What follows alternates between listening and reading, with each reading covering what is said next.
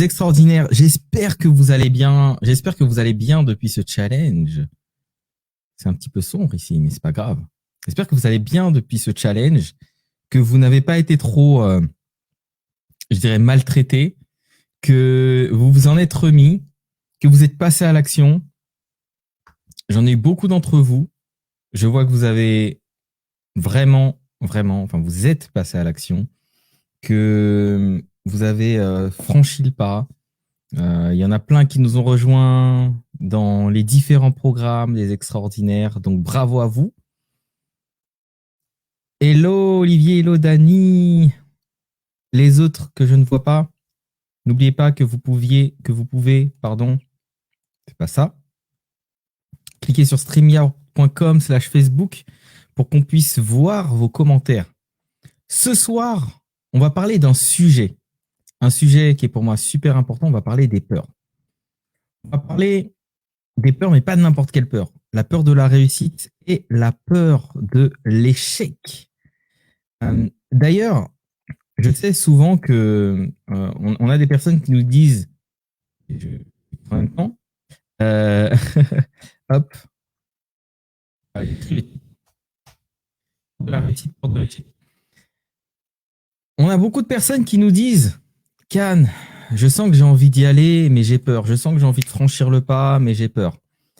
Parfois, il y a des personnes qui pensent avoir peur de ne pas réussir, mais en fait, c'est l'inverse. Elles ont peur de trop réussir. Elles ont peur d'en avoir trop. Elles ont peur de gagner trop d'argent. Et on va en parler ce soir. Salut Elisa, salut Cécile, yes. Ravi de vous retrouver, y compris ceux et celles. Quand je vois pas votre nom, en fait, ça s'affiche juste comme ça, Facebook user. Et il faut aller sur streamyard.com/Facebook, juste cliquer, il y a un truc très rapide. Comme ça, je pourrais voir votre photo et savoir qui c'est. Super. Ça va être un live express. Un live express, mais un live plein d'énergie et on va parler des sujets. Le sujet de la peur, pour moi, c'est un sujet central. D'ailleurs, j'aimerais bien vous entendre. Salut Sarah. J'aimerais bien vous entendre sur vos peurs et justement ces peurs-là en lien avec la réussite et en lien avec la peur de l'échec, comment ça se manifeste. Alors, je vais vous donner ça encore une fois, c'est le fruit de mes observations. Tout ce que je vais vous dire, c'est pas juste des choses que j'ai lues dans des bouquins, c'est pas des trucs que j'ai entendus je ne sais où. Ce sont des choses essentiellement basées sur mon observation.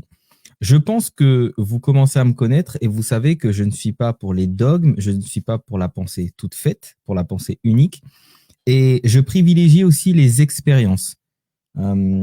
Parfois, on doit s'en remettre à ceux qui peuvent expérimenter pour nous, parfois la science. Et parfois, je trouve que même très souvent, c'est important de s'en remettre à ce qu'on peut observer, ce qu'on peut expérimenter, en tout cas pour rajouter à ce qu'on peut comprendre. Moi, la question des peurs, c'est une question à laquelle je suis confronté au quotidien. Pas juste pour moi, mais essentiellement auprès de nos clients. Et en fait, on voit énormément de formes que peuvent prendre ces peurs. D'ailleurs, pour vous donner aussi une petite clé de à quoi ça peut ressembler la peur de la réussite, à quoi ça peut ressembler la peur de l'échec, je vais vous donner 2 cas de figure. Très souvent, la peur de l'échec va se manifester par le fait de ne pas faire le premier pas. Et je vais vraiment vous donner cet exemple hyper simple du premier pas. La peur de l'échec, c'est j'ai pensé à tout, j'ai tout dans ma tête, mais je n'ose pas faire le premier pas, je n'ose pas me lancer. Parce que j'ai peur que la réalité me fasse vivre un échec. Peur de la réussite, elle se manifeste pas de cette manière-là. Souvent, la peur de la réussite, c'est je fais des actions et quand ces actions commencent à produire des résultats, hop, je bats en retraite. On va souvent dire, voilà, il y a de l'auto-sabotage, etc. Auto-sabotage ou pas, peu importe, mais en tout cas, ça manifeste qu'il y a une peur derrière. Alors, je vais vraiment vous donner ces exemples-là et vous allez me dire si, pour vous, est-ce que vous vous reconnaissez là-dedans et surtout comment ça se manifeste pour vous. Moi, j'aime toujours regarder les choses sous les différents angles du business, l'angle de la communication, l'angle du marketing, l'angle de la vente, pardon, et l'angle aussi de la manière de délivrer à vos clients. Si je prends l'angle, on va dire, de la communication, très souvent, et encore une fois, je vais dire peur de l'échec, peur de la réussite, comment ça peut se manifester. Dans le cadre de la peur de l'échec, c'est OK, je sais que je dois communiquer, mais je ne le fais pas. Ça veut dire que je ne me rends pas visible. Je mets une photo d'un animal, une photo d'une plante à la place de ma vraie photo. Je n'ose pas porter ma parole. Donc très souvent, qu'est-ce que je vais faire? Je vais relayer ce qu'on dit des personnes, relayer des phrases toutes faites, relayer des citations, mais je ne vais pas trop mouiller. Je ne vais pas parler exactement de ce que je fais. Donc ça, c'est vraiment dans la communication. Quand c'est sur la peur de la peur de la réussite, on va dire, ça va être plutôt, OK, je commence à communiquer, mais à partir du moment où je commence à avoir, on va dire, un peu de succès, un peu de réussite ou qu'on aime ce que je fais, je vais battre en retraite. Ça veut dire que je ne vais pas maintenir les actions. On voit des personnes, même dans nos programmes, et quand on les saisit sur cette peur de la réussite, ce sont des personnes qui commencent à beaucoup publier, qui commencent à avoir beaucoup d'engagement, et après, d'un coup, elles arrêtent. Non, non, mais en fait, je crois que je fais fausse route, etc. Et en fait, les peurs, elles vont se manifester et elles vont complètement vous raconter une histoire. Team Lotus, c'est ça. Qui déjà se reconnaît dans ça au niveau de sa communication. Donc là, il y a la partie communication. Après, il va y avoir aussi, toujours dans la communication, mais on va dire en lien un peu plus là avec le marketing, le fait de valoriser vos offres, le fait de vendre en ligne, entre guillemets. Très souvent dans le marketing, dans la question de la peur de l'échec, il va y avoir ce truc, encore une fois, de OK, je communique, mais je communique comme un influenceur, c'est-à-dire que en gros, voilà, je vais jamais proposer mes services. Jamais proposer mes services. Donc là, c'est très souvent les personnes qui ont, encore une fois, peur de l'échec. J'ai peur qu'on me dise non. J'ai peur de poster et de parler de mes services et que personne n'y adhère. J'ai peur que ça ne marche pas. Donc, je préfère la précarité, la pauvreté que l'échec. Et encore une fois, c'est notre cerveau qui nous joue des tours. Si vous dites ça à une personne, est-ce que tu préfères être pauvre ou est-ce que tu préfères prendre le risque d'échouer? La plupart des gens vont vous dire prendre le risque d'échouer, sauf que c'est pas vrai dans la réalité. C'est-à-dire qu'ils vont faire des actions qui vont les maintenir dans un état de précarité, de difficulté, plutôt que d'oser se confronter à la difficulté, à l'échec. Donc, ça, c'est vraiment cette vraie question.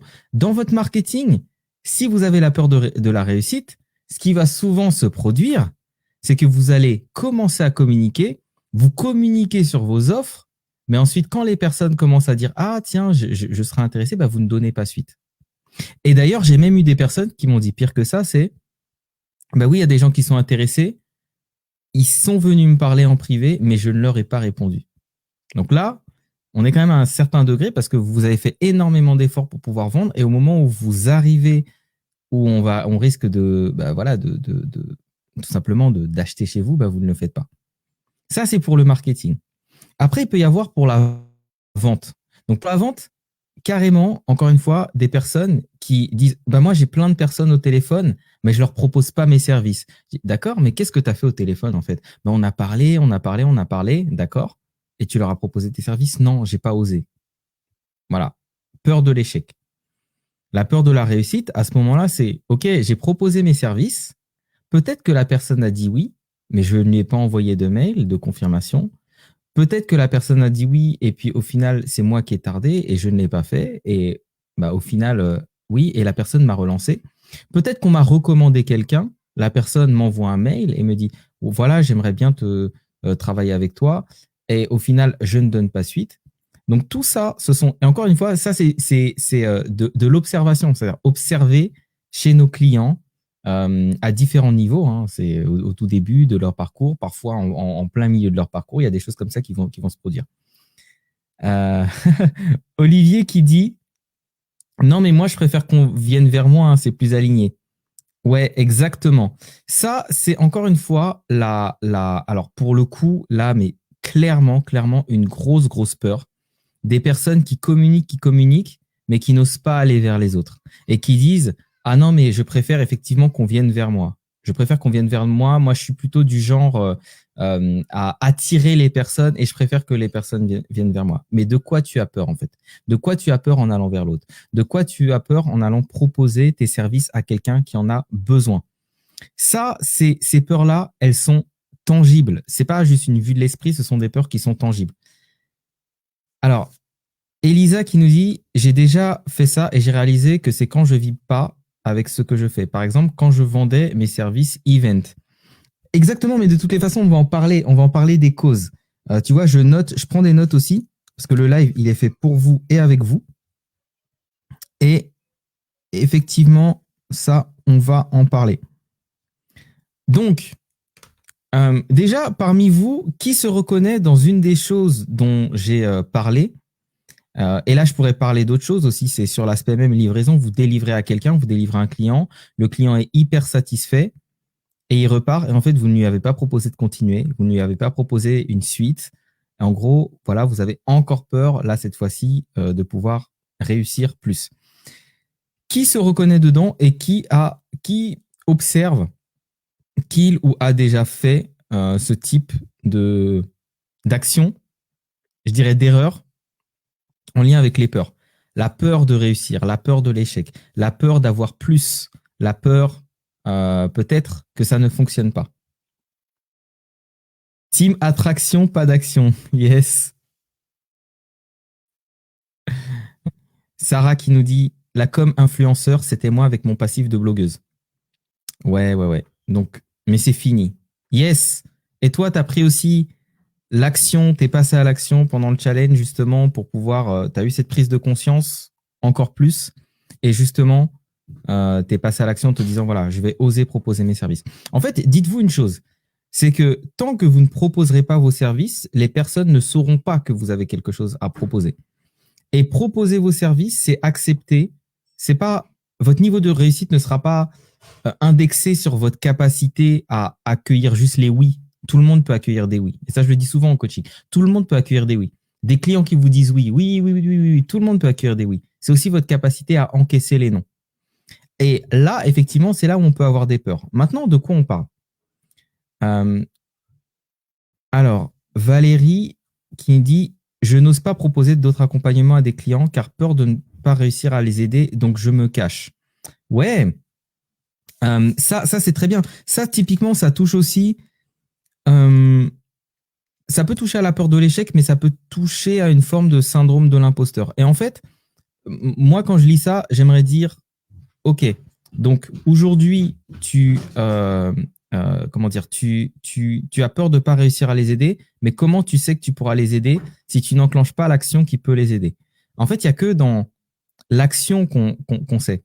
Et vous pourriez dire, ah oui, non, mais Can, moi, je ne veux pas prendre le risque de faire échouer avec un client. Mais en fait, vous savez que vous allez croître systématiquement quand il y a un minimum de tension. Dans mon passé, en agence, la première fois que j'ai dû travailler pour un grand compte, je me suis posé la question, est-ce que je serais à la hauteur?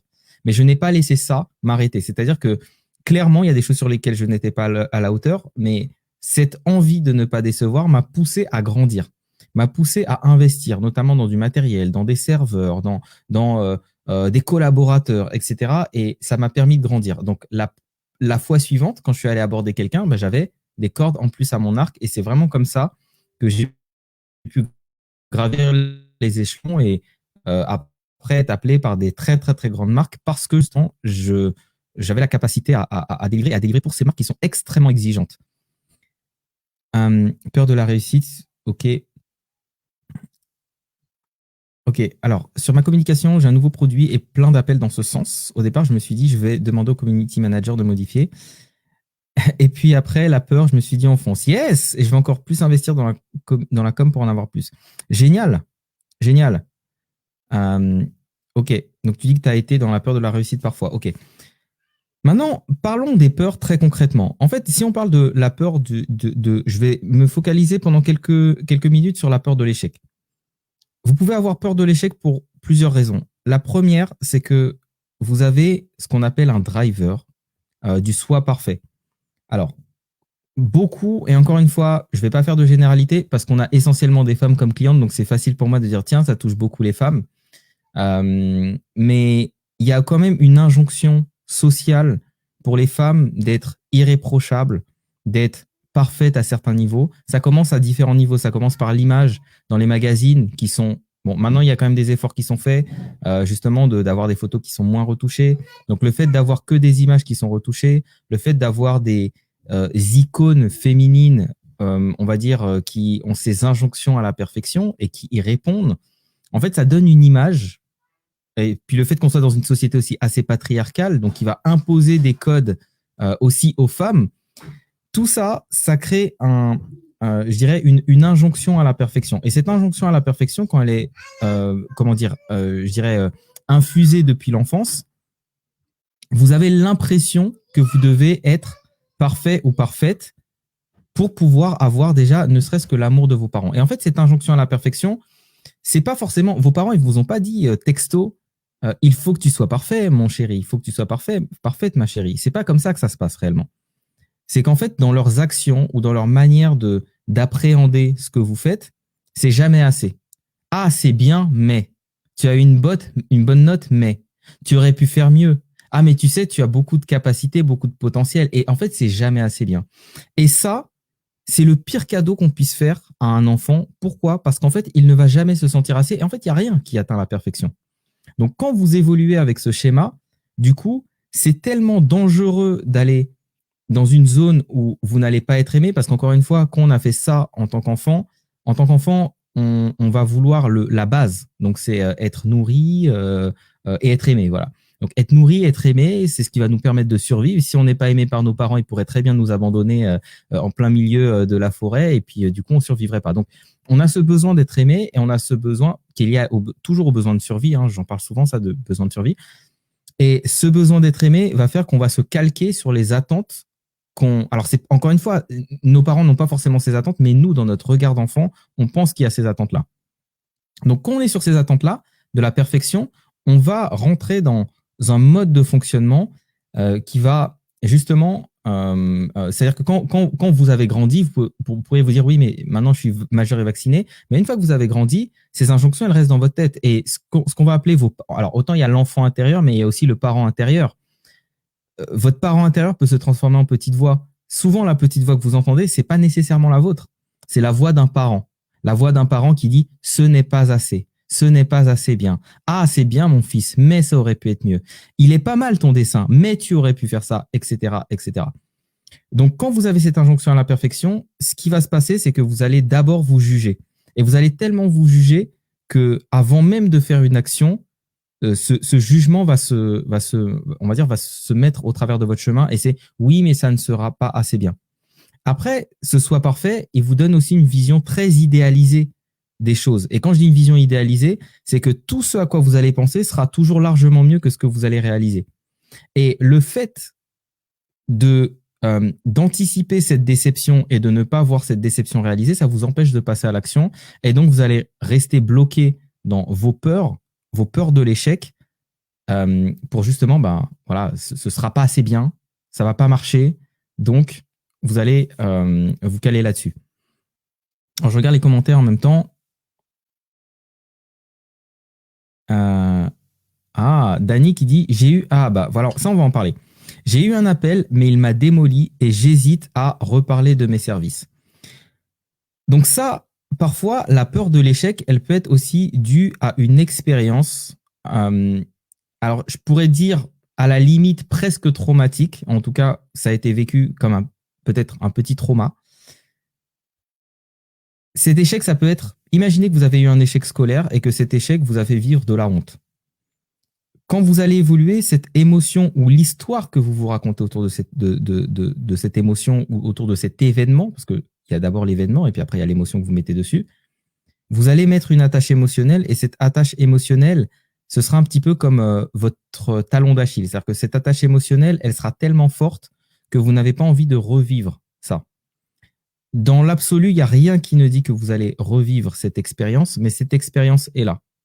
Donc ça veut dire que très souvent, vous allez par anticipation projeter quelque chose qui n'est pas vrai.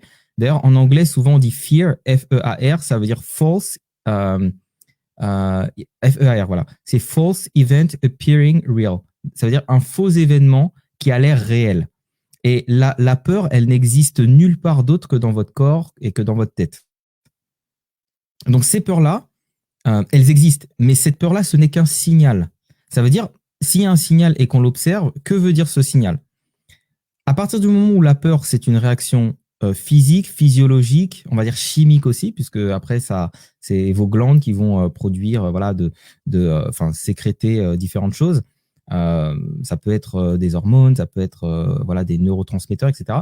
Donc, votre corps va produire des choses en lien avec quelque chose qui se passe mais qui n'existe pas. Mais par contre, là, le résultat sera réel et sera tangible dans votre corps. Ça veut dire aussi que votre corps, c'est pour ça que je dis que la peur est un signal, comme n'importe quelle émotion ou sentiment, est un signal. Et ce signal-là, enfin plutôt émotion d'ailleurs que sentiment, ce signal-là, ça veut dire que votre corps identifie ça comme un danger. Donc si le corps il identifie comme un danger, ça veut dire que c'est lié à une situation aussi que vous identifiez comme un danger. Donc si je prends une peur passée, comme Dany nous disait, voilà, j'ai eu un appel, il m'a démoli, donc j'hésite à reparler de mes services. Donc là, oui, j'ai peur d'échouer parce que pour moi, proposer mes services égale le risque d'être démoli à nouveau, égale le rappel de cette émotion. Et donc, mon cerveau, mon corps va me dire, c'est dangereux, n'y va pas. La peur est une information. Notre corps est fait pour survivre, donc notre corps est fait pour nous donner les signaux pour pouvoir survivre. Mais avant, ces signaux, ils étaient liés à des choses réelles, factuelles, c'est-à-dire des signaux. Tiens, je me balade dans la forêt, je sais que quand je sens cette odeur-là, c'est qu'il y a un animal qui est pas trop loin, j'ai peur.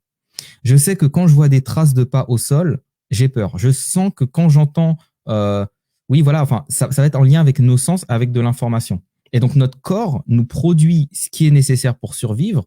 Donc cette peur fait qu'on va être en contraction. Donc qui dit contraction dit battre en retrait, dit ne pas avancer, dit se cacher, etc., etc. Et donc ça avait du sens. Mais notre corps va produire. C'est pas parce qu'on est beaucoup plus, comment ça s'appelle, mince, le mot ne me vient pas, civilisé et autres, que notre corps ou notre cerveau cesse de fonctionner de cette manière-là. Sauf qu'aujourd'hui, on aura des signaux qui vont engendrer les mêmes résultats que la peur, alors qu'en fait, il n'y a pas de danger de mort. Donc, c'est là où il faut voir ces peurs comme une information, mais pas forcément, en tout cas, juste une information pour aller observer que le corps prend quelque chose comme un danger, mais comprendre, après, avec notre esprit analytique, qu'il n'y a pas nécessairement un danger. Et après, je vous expliquerai des choses très concrètes pour pouvoir dépasser ces peurs. Mais la première chose, déjà, c'est ça. C'est d'observer et d'aller revisiter. On peut se poser la question, quand est-ce, sans se dire pourquoi j'ai peur, mais quand est-ce que j'ai eu une peur similaire? Ah tiens, en fait, je me rappelle que j'ai eu une peur similaire il y a 10 ans, la première fois que je devais monter sur scène. Et en fait, j'ai eu une peur similaire la toute première fois que je suis monté sur scène, quand j'avais 4 ans, parce que je sais pas, je ne connaissais pas le texte par cœur et mes parents m'ont poussé à y aller, donc j'ai quand même un petit trauma par rapport à ça. Maintenant, vous pouvez, encore une fois, ça s'est passé, mais vous pouvez aller revisiter l'histoire. Et revisiter l'histoire avec votre regard d'adulte qui a évolué, ça vous permet de prendre les choses différemment. N'oubliez pas cette boucle. Vous avez des croyances. Ces croyances vont engendrer des pensées. Donc la croyance que ça, c'est dangereux, ça engendre une pensée. La pensée, je ne vais pas y arriver, c'est compliqué, c'est dangereux, etc. Vos pensées vont engendrer des émotions. Vos émotions vont engendrer des actions et vos actions vont engendrer encore des résultats ou une expérience. Et c'est une boucle qui peut soit être un cercle vicieux, soit être un cercle vertueux. Et pour sortir de la boucle, il faut sortir par un des 5 points. Soit vous développez une nouvelle croyance, je dirais que c'est le plus compliqué entre guillemets, parce que ces croyances, elles peuvent être vraiment, vraiment ancrées. Soit vous développez de nouvelles pensées, c'est très accessible, parce que quand vous prenez, vous observez en train de penser à quelque chose, observez vos pensées. C'est quoi la pensée derrière? Ok, j'ai peur d'aller être visible sur Internet. D'accord. Pourquoi j'ai peur? J'ai peur qu'on m'insulte. Pourquoi tu as peur qu'on t'insulte? J'ai peur qu'on m'insulte parce que je ne veux pas avoir honte. D'accord. Pourquoi tu veux pas avoir honte? Je veux pas avoir honte parce que quand les dernières fois où j'ai eu honte, je me suis senti super mal et je sais pas quoi. D'accord. J'ai peur d'avoir honte parce que ça fait remonter aussi ces trucs que j'ai vécu quand j'étais au collège. Et ok. Donc en fait, c'est cette histoire-là qui fait en sorte qu'aujourd'hui, tu as peur de revivre la même chose. Est-ce que tu vas revivre la même chose? Dans la plupart des cas, non. Donc, c'est encore une fois quelque chose qui n'est pas réel, mais en tout cas, c'est réel pour le cerveau et pour le corps. Donc, on peut aller revisiter les événements du passé.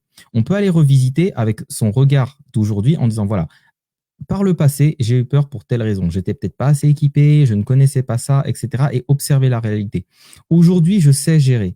Aujourd'hui, je saurais répondre à quelqu'un qui me dit ça. Aujourd'hui, je saurais, etc., etc. On peut commencer à se raconter une nouvelle histoire et donc avoir de nouvelles pensées. On peut changer nos actions aussi. Moi, c'est les émotions, je considère que c'est plutôt la résultante de quelque chose parce que c'est un signal. On peut changer nos actions. Pour moi, les deux leviers les plus faciles à changer, c'est changer les actions et changer les pensées. Et changer les actions, c'est encore plus facile. Ça veut dire que si, et là on va parler de physiologie. Comment est-ce que vous vous comportez quand vous avez peur? Quand j'ai peur, je me mets dans mon lit, je prends mon smartphone, je scrolle, je regarde un film, je mets une musique triste. Ok. Comment je fais quand j'ai pas peur? Donc là, c'est physiologie, psychologie. Votre physiologie et votre biologie aura toujours le dessus sur votre mindset. Donc, vous pouvez faire ce que vous voulez, prendre un coach mindset, etc. Si votre corps produit une certaine chimie, il aura toujours le dessus. Donc, qu'est-ce qu'on va faire? Là, on va voir comment est-ce qu'on peut adapter la posture qu'on a quand on n'a pas peur pour pouvoir produire la même psychologie, la même physiologie et la même chimie dans le corps. Quand je suis en confiance, je me tiens droit, je bouge plus vite, je parle de manière peut-être plus énergique, je mets de la musique voilà, qui peut-être qui crée une émotion plus élevée. Super, j'ai compris ma recette. J'ai compris ma recette de la certitude. J'ai compris ma recette de la confiance. Donc, ce que vous pouvez faire quand vous sentez que vous êtes dans la peur, appliquez les recettes de la confiance en vous. Appliquez la posture que vous avez. Et c'est très facile. Vous observez les personnes qui ont peur. Très souvent, elles vont être comme ça, un peu renfermées sur elles-mêmes, le visage baissé, les épaules rentrées, repliées sur elles. Elles ne parlent pas trop, le regard peut-être fuyant, etc. La personne qui est dans la certitude, elle est plus ouverte. Elle va faire de plus grands gestes. Elle aura le menton un peu plus levé. Elle va regarder peut-être droit dans les yeux. Elle fera peut-être même un sourire. Et ben, quand vous avez peur, reproduisez juste. Après, chacun a ses codes et ses habitudes. Observez les codes de la peur. Observez-les vraiment, les codes de votre peur. Et commencez à appliquer les codes, la posture, l'attitude pour engendrer ensuite l'état d'esprit, les actions, les croyances, les résultats de la confiance. Est-ce que ça vous parle? Est-ce que vous observez comment vous vous comportez quand vous avez peur?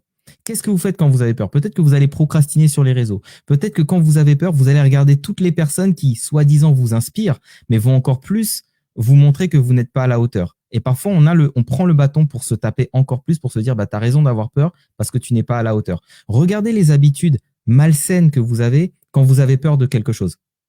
Moi, je peux vous dire très ouvertement, quand j'ai peur de quelque chose, ce que je fais ou ce que je faisais, parce que je l'ai observé, donc j'ai pu travailler dessus, ben en fait, je me mettais à ranger. C'est-à-dire que quand je devais faire quelque chose et que j'avais peur, je vais regarder mes mails. En fait, c'est une stratégie d'évasion, une stratégie de fuite. Je vais regarder mes mails et je vais trier tous mes mails. Je dois avoir 2000 mails non lus, mais c'est plutôt de la pub, des trucs comme ça. Je vais regarder tous les mails et je vais dire, allez, là, je vais en trier 300. Je vais faire ça. Je vais aller dans mes dossiers physiques, papier, et je vais ranger les papiers. Je vais ranger mon bureau. Je vais ranger d'autres choses. Dites-moi, c'est quoi votre stratégie de fuite? Quelle stratégie vous avez, qui est votre stratégie de fuite, que vous observez ce que vous faites quand vous avez peur et quand justement vous êtes en train de fuir ce que vous devriez faire. On en a tous une. Il y a des gens qui se mettent à faire du sport à ce moment-là. Il y a des gens qui se mettent à appeler un ami, un petit peu comme qui veut gagner des millions. Tiens, appelle à un ami. On a tous une habitude, une stratégie de fuite. Si vous ne la connaissez pas, c'est pas que vous n'en avez pas, c'est que vous n'en avez pas conscience. Et si vous n'avez pas conscience de votre stratégie de fuite, je vous inviterai cette semaine, la semaine prochaine, à observer quelle est votre stratégie de fuite et à savoir qu'à chaque fois que vous avez cette stratégie de fuite, c'est que vous êtes en train d'avoir peur de quelque chose et que quand vous avez peur de quelque chose, c'est peut-être là où vous devriez faire cette action. Alors, qui a Yes, Nina qui nous dit ouvertement film, série, Netflix à fond les ballons. Yes, bravo pour le fait euh, d'oser le dire. Alors, je regarde les commentaires un peu avant. Elisa qui nous dit comme je commence seulement, j'ai peur de ne pas être légitime car preuve de résultat malgré que je vibre au fond de moi, je suis sûr de réussir. Encore une fois, Elisa, comment tu sais que ça marchera ou pas si tu ne le fais pas? Pas possible. Yes, exactement. Fear. False event appearing real. Alors, Nina qui nous dit en mode humour 2.0, ça donne envie d'avoir ses lunes, ouvrir la boîte mail, découvrir 10 emails. Yes. Rangement. Quelqu'un d'autre. Rangement. Ok. Faire des réels TikTok. Trouver ce que je n'ai pas fait depuis longtemps et je m'embarque dans tri, rangement, re-regarder une série. Ouais. Ouais. Donc, voilà, on a tous et toutes des stratégies de fuite. Ah ouais, lors du challenge, je me suis dit, il faut de l'ordre pour bien travailler et j'ai rangé mon bureau. Stratégie de fuite, génial. Pourquoi c'est important d'observer ça? Encore une fois, si c'est ce que vous faites quand vous avez peur, quand vous vous prenez en train de faire ça, posez-vous la question, qu'est-ce que je suis en train de fuir? Est-ce que je suis en train de fuir quelque chose que je dois faire, quelque chose qui va me faire grandir, quelque chose qui va me faire réussir, quelque chose pour lequel j'ai peur d'échouer? Yes. C'est Lucie. Yes. En fait, oui, c'est, tu sais, comme d'habitude, le petit lien streamyard.com/Facebook. Comme ça, je saurais que c'est toi. Yes. Olivier dit si. Olivier, il sait que c'est toi. D'habitude, je reconnais. D'habitude, si ça parle ouais, il y a des trucs dont tu aimes bien parler. L'as du falafel, tout ça, je sais que c'est toi, Lucie. Là, t'as pas parlé de falafel, donc j'ai pas vu que c'était toi. Donc voilà. Maintenant, sur la peur de la réussite, encore une fois, quand vous avez cette peur de la réussite, c'est qu'il y a une histoire que vous vous racontez autour de la réussite qui est une histoire qui n'est pas saine pour vous. Oui, tu parles de banane, de banana bread, mais aussi de falafel. Je te promets, je pourrais trouver des preuves, Lucie. Tu sais, la magie de Facebook, c'est que tout reste, rien ne disparaît. Donc, c'est qu'est-ce que vous projetez? Qu'est-ce que vous projetez et qu'est-ce qui vous fait peur dans la réussite? Si vous avez cette peur de la réussite, c'est qu'il y a quelque chose qui n'est pas sain dans votre vision de la réussite. Et cette chose qui n'est pas saine, c'est une histoire que vous vous racontez autour de la réussite, de qui vous allez être, qui vous pourriez devenir, à qui vous pourriez ressembler, à qui vous ne voudriez pas ressembler, qu'est-ce que vous ne voudriez pas faire, qu'est-ce que vous ne voudriez plus faire, qu'est-ce que vous avez peur de ne plus faire si vous réussissez. Moi, pendant un moment, jusqu'à il n'y a pas si longtemps, parce que j'ai mis le doigt dessus il y a peut-être 2 ans, j'ai pris conscience que j'avais peur de réussir plus en me disant, en fait, si je réussis au niveau où je veux réussir, je n'aurai plus à galérer. Si je galère pas, je n'aurai rien contre lequel me battre. Et si je me bats pas, j'ai pas de raison de vivre. Donc ça veut dire que dans l'histoire que je me racontais, je devais me battre pour réussir. Et donc, pourquoi? C'est plus profond que ça. C'est qu'en fait, c'est que j'avais une espèce d'addiction à l'adrénaline et qu'il fallait qu'il y ait du challenge de l'adrénaline pour que je dépasse mes limites. Maintenant, c'est un peu différent. Parfois, je peux avoir ce travers-là, mais par contre, je sais le voir, je sais l'observer. Et aujourd'hui, c'est plus dans l'accès à de nouveaux challenges, mais pas me battre contre quelque chose, mais me battre pour quelque chose. Et c'est vraiment le shift que j'ai fait. Ça veut dire que je n'ai pas forcément arrêté de me battre, parce que ça fait certainement partie aussi. Et c'est là où il faut arrêter avec ces histoires de croyances limitantes. On en parlait ce matin avec Anita. Il faut arrêter avec ces histoires de croyances limitantes. Arrêtez de dire j'ai des croyances limitantes, j'ai des croyances limitantes. Vous avez des croyances comme tout le monde, mais vous savez pas si elles sont limitantes. La croyance qu'il faut me battre, c'est pas une croyance limitante, c'est une croyance, point. Et en plus, c'est dans mon human design, mais c'est pas une croyance limitante. Je peux dire, ok, je peux me battre pour quelque chose. Et c'est très bien, en fait, parce que ça va être quelque chose de porteur. C'est juste que quand c'est mal redirigé, ça va se retourner plutôt contre vous et ça va avoir des effets néfastes plutôt que les effets que vous recherchez. Donc, quelle histoire vous vous racontez autour de la réussite et autour de l'échec? Là, ce que je vais vous proposer pendant, allez, 2 minutes, 3 minutes, c'est de vous poser une question que j'aime bien poser, mais vous savez, il y a des personnes qui pensent avoir la réponse. Et en fait, cette réponse-là, non seulement elle évolue, mais cette réponse-là, elle peut aussi s'affiner et vous pourriez en trouver d'autres. Donc maintenant, ce que je vais vous proposer, c'est avec cette petite musique, je vais pas la mettre trop fort, avec cette petite musique, que vous puissiez vous poser cette question par rapport à, prenez une feuille si vous en avez une, et je vous la pose vraiment. De quoi avez-vous peur dans le fait de réussir? Et je la poserai même différemment. Qu'est-ce qui fait que vous ne voudriez pas réussir? Je sais, vous voulez réussir. C'est pas la question. Qu'est-ce qui fait que vous ne voudriez pas réussir? Il y a des raisons pour lesquelles vous ne voudriez pas réussir. Peut-être que... Essayez d'en lister plusieurs. Peut-être que vous ne voudriez pas réussir parce que si vous réussissez, ben en fait, vous avez peur de vous ennuyer. Peut-être que vous avez peur de réussir parce que si vous réussissez, vous avez peut-être peur qu'on vous prenne tout. Peut-être que vous avez une histoire comme ça dans votre famille. Ça arrive souvent dans des familles où on a tout pris, des personnes qui ont eu des saisies ou des choses comme ça. C'est la peur que quelqu'un surgisse et vous prenne tout. Donc, tant qu'à faire, autant pas avoir trop. Au moins, on pourra pas trop me prendre. Quand j'ai eu en 2012-2013 cette descente et puis après des trucs compliqués, les huissiers, tout ça, j'avais presque ce truc de me dire, bah en fait, j'ai pas envie d'avoir. J'ai pas envie d'avoir plus parce que de toutes les façons, on va tout me prendre. J'avais vraiment cette croyance-là. À quoi me battre? À quoi bon? Et après, il y a une autre pensée qui est venue, c'est non, je vais avoir tellement que même si on me prend, il restera énormément.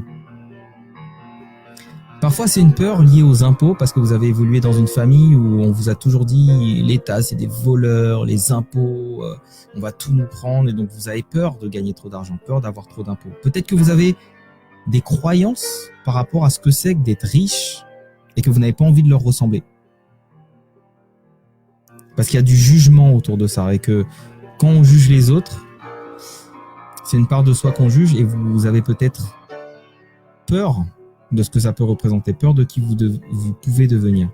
Peut-être que vous avez peur de vous extraire de votre famille, extraire de vos amis, être au-dessus d'eux parce que vous vous dites bah si je gagne plus d'argent, si j'ai plus de niveau de réussite, je vais perdre mes amis, on fera plus partie du même monde. Peut-être que c'est une peur que vous avez et vous les aimez tellement que vous préférez être à un niveau inférieur que d'être à un niveau où vous pourriez peut-être les inspirer à s'élever. Peut-être que vous avez peur si vous êtes en couple que cette personne-là, en vrai, ne vous convienne plus et qu'elle vous convient tant que vous pensez petit. Et vous avez peur de ça. Peut-être que vous avez peur aussi de faire mieux que vos parents. Parce que vous les aimez et vous vous dites ce serait injuste de faire mieux qu'eux, parce que je les aime. Et voilà. Peut-être qu'il y a un schéma d'échec dans la famille qui s'est ancré et vous pensez peut-être que réussir, en fait, c'est pas possible. Peut-être qu'il y a un schéma. Peut-être qu'il y a un schéma aussi. Comme dirait mon fils, bala bala. Je sais pas ce que ça veut dire.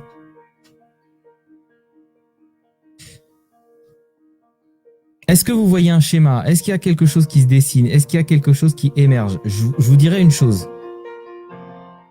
En vrai, les personnes qui m'ont dit « Moi, Khan, j'ai pas peur de réussir », je me suis juste rendu compte que c'était des personnes qui n'avaient pas conscience d'avoir des peurs de réussir.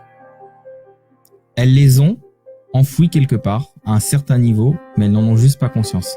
Si vous avez l'impression d'avoir aucune peur de réussir, c'est juste que là, vous n'en avez peut-être pas conscience. Ouais, waouh, bravo. Peur de faire peur aux hommes. Oui, parce que peut-être que dans ta conception, tu dois peut-être te dire que voilà, si je suis puissante, si je suis riche, peut-être que les hommes, voilà, ils se sentiront émasculés, ils auront peur de venir vers moi. Ouais, Dany qui nous dit à chaque fois que j'ai vraiment réussi, ensuite j'ai tout perdu, donc plus envie de réussir. Donc ça veut dire la réussite est automatiquement liée à la perte. Ça veut dire qu'il y a une association qui est faite, réussite égale perte. Et c'est ça, vous avez une émotion qui est attachée à la réussite. Réussite égale perte, réussite égale solitude, réussite égale peut-être, je sais pas, manque de loyauté, réussite égale écraser les autres, réussite égale injustice pour certains. Il y a certains de nos clients qui en ont pleuré de se rendre compte que, en fait, dans leur conception, s'ils réussissent, ils auront plus que les autres et avoir plus que les autres, c'est injuste. Et donc, ils préfèrent rester à un niveau inférieur pour ne pas avoir plus.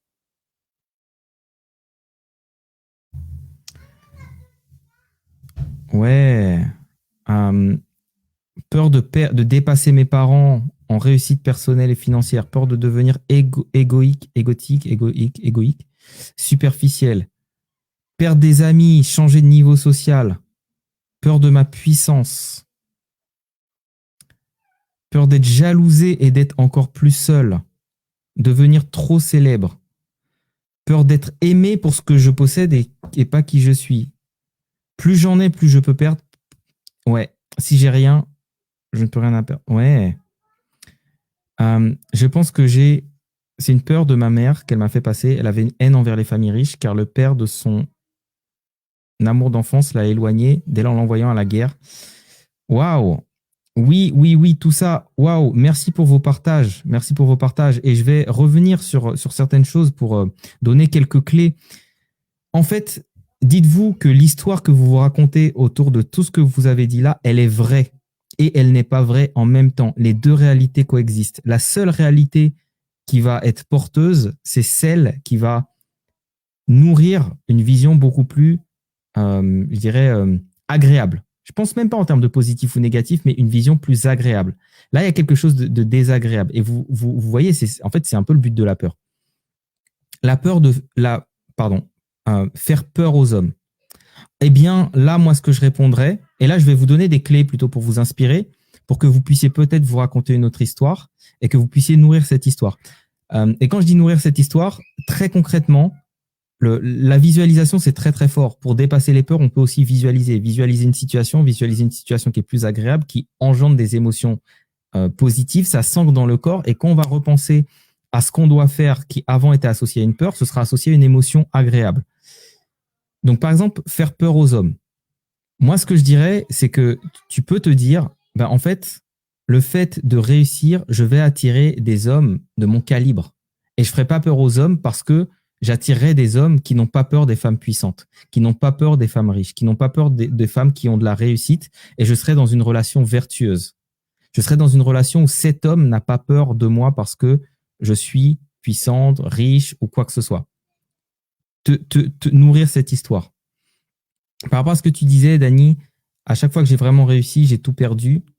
Donc, j'ai plus envie de réussir. En fait, là, c'est aussi te dire, OK, j'étais peut-être dans un schéma ou peut-être que c'est juste des actions décorrélées d'un schéma et que je peux tout à fait créer quelque chose, faire quelque chose sans tomber dans ce schéma. Et te dire, tiens, j'ai appris des choses, j'ai pris de l'expérience et aujourd'hui, ça ne peut plus avoir le même impact sur moi. Peur de dépasser mes parents en réussite personnelle et financière, peur de devenir égoïque et superficiel. Ce que je te dirais, Nina, par rapport à ça, c'est que, entre guillemets, si tu dépasses tes parents en réussite personnelle et financière, est-ce que tu ne penses pas qu'ils seraient fiers? Est-ce que tu n'aimerais pas, si tu as un enfant, je ne sais pas si tu as un enfant ou des enfants, est-ce que tu n'aimerais pas qu'ils fassent mieux que toi? Est-ce que justement, ce n'est pas leur fierté et leur réussite de se dire, waouh, on a tellement apporté de bonnes valeurs, des choses, un bagage, peut-être intellectuel, peut-être émotionnel, peu importe, à notre fille, qu'aujourd'hui, elle est en capacité de faire mieux que nous. Et peut-être que ses enfants feront mieux qu'elle, etc., etc. De nourrir l'idée aussi que peut-être parce que tu as une meilleure réussite financière, tu pourras les soutenir jusqu'à la fin de leur jour. Peut-être même enlever des soucis qu'ils ont. Peut-être qu'ils ont des dettes, j'en sais rien. Et te dire, en fait, je vais leur apporter encore plus de mieux-être. La peur de devenir égoïque et superficiel ou égocentrique et superficiel. Sachez que l'argent ne fera rien de plus de vous que ce que vous n'êtes déjà. L'argent n'est qu'un amplificateur. Les personnes superficielles seront plus superficielles avec plus d'argent. Les personnes généreuses seront plus généreuses avec de l'argent. En fait, quand vous voyez des gens qui sont, je dirais, qui sont très j'ai pas le mot en français, mais greedy, qui veulent plus et qui veulent prendre aux autres, etc. En fait, ils ont toujours été comme ça. Ils ont juste plus de moyens avec plus d'argent, mais ils ont toujours été comme ça en vrai. Donc, si vous le voyez avec l'argent et vous voyez ces personnes-là, c'est juste que ce trait de caractère s'est amplifié. L'argent ne fera rien de plus de vous que ce que vous n'êtes déjà. C'est d'ailleurs, après, je sais pas c'est quoi pour vous beaucoup d'argent, mais vous allez très vite vous rendre compte que quand vous allez générer peut-être des centaines de milliers d'euros, alors qu'avant ça vous paraissait inaccessible, vous allez juste dire ah ouais, c'est tout ce que ça fait de gérer. Ah d'accord, ok. Quand vous allez faire peut-être 1 million ou plusieurs millions, vous allez dire ah ouais, c'est ce que ça fait de faire 1 million, plusieurs millions. Ah oui, d'accord, bon, ok, voilà, j'ai coché la case. Mais ça va pas vous changer en fait. Et ça, c'est souvent le. D'ailleurs, il y a beaucoup de dépression auprès des personnes qui atteignent de hauts résultats. C'est que quand ils atteignent de hauts résultats, ils l'ont tellement mis comme un objectif en se disant, ben ensuite toute ma vie va changer, que quand ils y arrivent, ils se disent, ben en fait, il y a rien qui change. Je suis la même personne avec plus d'argent. Oui, c'est tout. C'est tout ce qui se passe. Perdre des amis, changer de niveau social. Ça, encore une fois, quand on a plus d'argent et qu'on a, c'est pas, en fait, c'est pas uniquement changer de niveau social. Quand on a plus d'argent, on a plus de possibilités. Et dans ce spectre des possibilités, on va faire ce qu'on veut. Il y a des personnes qui vont se dire, OK, moi, le fait d'avoir plus d'argent, ce que je vais faire, c'est juste que je vais pouvoir me dire, bah tiens, limite, je paye un billet pour tous mes amis et puis, allez, j'emmène tout le monde à Bali. Par contre, c'est pas vous qui allez changer, c'est plutôt les personnes qui vont changer et ça veut dire que ce sont elles qui ont quelque chose à régler. Parfois, il y a un décalage qui va se créer, mais c'est pas vous qui créez ce décalage, ce sont d'autres personnes. Ces personnes-là qui vont estimer que c'est à vous de payer parce que vous avez plus d'argent. Ces personnes-là qui vont estimer qu'à Noël, vous devez faire les plus gros cadeaux parce que vous avez plus d'argent. Et en fait, c'est leur problème. Et si ces personnes-là projettent beaucoup d'attentes sur vous parce que vous avez de l'argent, ce sont plutôt elles qui ont quelque chose à régler. Mais ça, vous ne pourrez pas avoir cet impact sur les autres. Ensuite, la question de perdre des amis, changer de niveau social, encore une fois, ça ne tient qu'à vous. Il y a des personnes, il y en a qui sont très, très, très connues pour ça. Keanu Reeves, il fait partie de ces personnes-là. Il peut autant prendre le métro à New York. Il va pas juste prendre un chauffeur, mais c'est une décision alors qu'il gagne énormément d'argent. Keanu Reeves a décidé aussi dans Matrix de donner, je crois, 1/3 de son salaire aux costumiers, costumières, à tous ceux qui ont travaillé en se disant, voilà, ils ont travaillé énormément pour faire de ce film une réussite. Donc, je donne une grosse partie de mon salaire pour qu'ils soient tous augmentés. Donc, en fait, encore une fois, Keanu Reeves, c'est un bon gars. C'est un bon gars avec beaucoup d'argent. Et donc, c'est un bon gars avec beaucoup d'argent. Et il fait ce que font des bons gars avec beaucoup d'argent. C'est pas ce que feraient tous les acteurs d'Hollywood, mais l'état d'esprit dans lequel ils sont avant d'avoir de l'argent ou après, c'est juste une amplification. La peur de votre puissance, ça, je dirais, oui, ça peut être quelque chose qui est très présent. Et moi, ce que j'aimerais, là où je plante une graine, c'est qu'est-ce qui vous fait peur dans votre puissance? Est-ce que vous avez peur de faire du mal aux autres? Si votre puissance n'est liée qu'à quelque chose de positif et vous savez que c'est sain, pourquoi auriez-vous peur d'être puissant ou puissante? Pourquoi auriez-vous peur d'impacter plus? Pourquoi auriez-vous peur d'amplifier en fait ce que vous êtes déjà? Et là, ça veut dire peut-être qu'il y a des zones d'ombre à travailler au niveau de cette puissance. La peur d'être jalousé, la peur d'être encore plus seul, celle-là, elle est très, très, très fréquente. Et encore une fois, la jalousie ne sera pas indexée sur votre niveau de réussite. La jalousie sera indexée sur le niveau de... Alors, comment dire ça? Soit de peur ou j'ai pas le mot qui vient, mais en fait, si ces personnes-là, voilà, de manque d'estime d'elles-mêmes de ces personnes-là. Et encore une fois, vous ne pouvez rien faire. Vous savez, il y a des gens qui vivent juste dans un petit appart, voire même dans un HLM, qui vont être jalousés par des personnes qui ont moins. Il y a des personnes qui vivent dans un HLM qui gagnent très peu d'argent, mais qui ont peut-être des enfants qui sont brillants à l'école, elles vont se faire jalouser. Il y a des personnes qui ont des enfants qui à l'école, qui vivent dans peut-être même un taudis, qui gagnent très très peu d'argent, voire même qui seraient au chômage et qui vont être jalousés parce que ce sont des familles soudées. Quel que soit ce que vous allez faire, vous pouvez toujours être jalousé par des personnes qui vont convoiter ce qu'elles n'ont pas et que vous avez. Ça n'a strictement rien à voir avec votre niveau de réussite. Donc, tant qu'à faire, encore une fois, je ne dis pas que les jaloux vont disparaître. Les jaloux seront peut-être plus visibles, les jaloux auront d'autres choses à jalouser, mais les jaloux seront toujours là. Est-ce que vous allez vous empêcher de respirer? Est-ce que vous allez vous empêcher d'avoir une famille soudée? Est-ce que vous allez vous empêcher d'être heureux ou heureuse? Est-ce que vous allez empêcher vos enfants de réussir parce que des gens peuvent jalouser ça? Alors pourquoi vous empêcheriez de réussir parce qu'on pourrait jalouser votre réussite? Et ça aussi, la question de la célébrité. Encore une fois, si c'est quelque chose qui est vécu comme pas sain d'être célèbre, la question, c'est d'aller voir où tu peux assainir ton rapport à la célébrité et de te dire, OK, cette célébrité, c'est au contraire quelque chose d'agréable parce que être célèbre, ça pourra peut-être me permettre d'avoir plus de visibilité. Plus de visibilité. Avec plus de visibilité, je pourrais peut-être mettre de l'attention sur des causes qui sont des causes justes pour moi. Ouais.